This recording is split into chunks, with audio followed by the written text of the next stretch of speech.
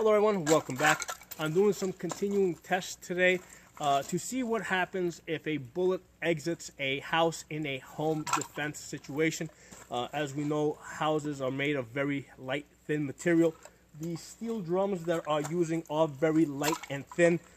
In an earlier video, I shot through this line of drums over here with a 22 pistol, which has about 60 foot-pounds of energy, and it was able to easily penetrate both sides of the steel drum, okay, and then hit the second drum and sort of dent it a little bit.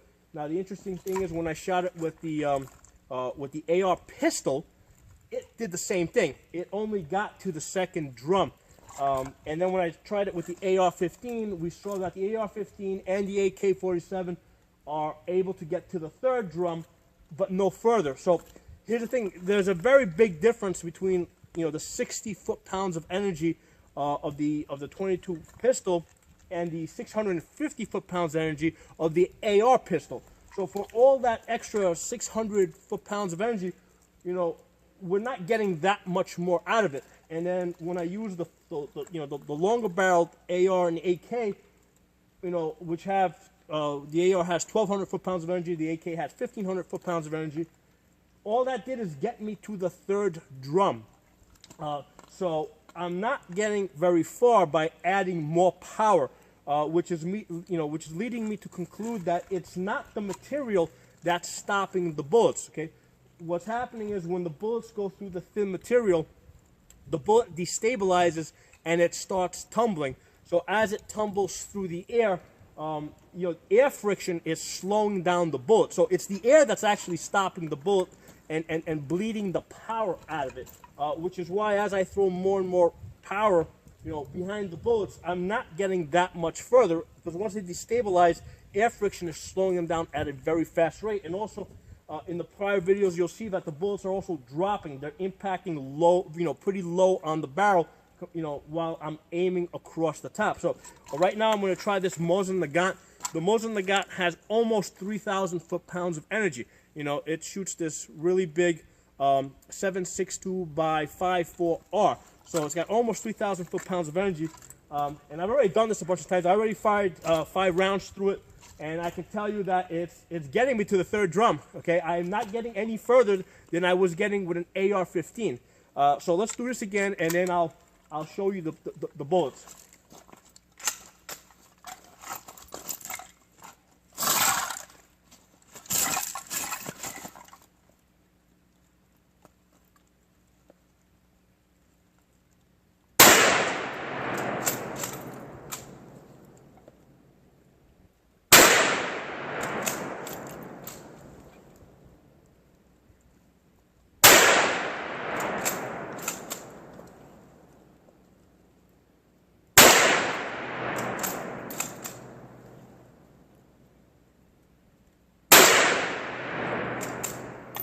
That's 5 of them, and I did 5 earlier. So let's go down range and look at the bullet holes to see what's happening. All right, guys, let's take a closer look at this. And I've already, before I did this, I already took a look at the video to see what was happening. So you can see, this is, on this side over here, that's the first group of 5 that I did. And then over here is the second group of 5 that I did. And they're exiting out the back over here. So, as they're coming through this barrel, they're coming right across the top. Okay, so from this barrel to the second barrel here, we got 15 feet.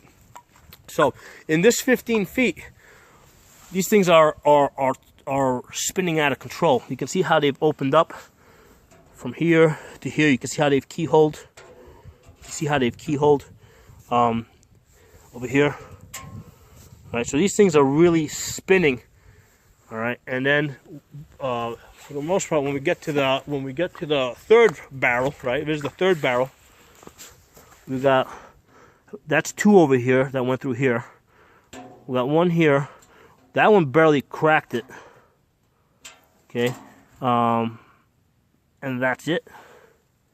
Okay, actually we got 1 over here that went through. And that's it. Out of the 10 that I shot, we don't have much. And then after that, when we get to the fourth barrel, there's no new holes over here. We got one hole that's already marked from earlier.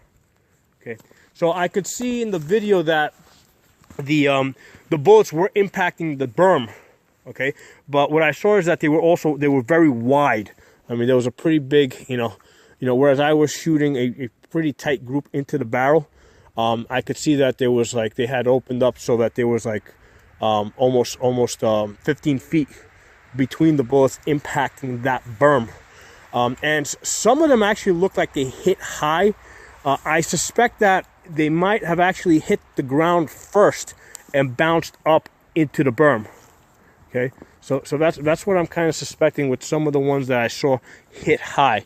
Because I see a lot of times when, if I'm shooting at targets that are on the ground, sometimes they'll hit the ground and bounce up and hit the berm.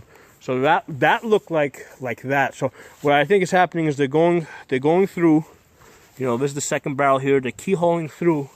Some of them are making it through to the, just a few of them are making it through to the third drum. But most of them are either bouncing, or going into the ground, bouncing up, or going straight into the berm.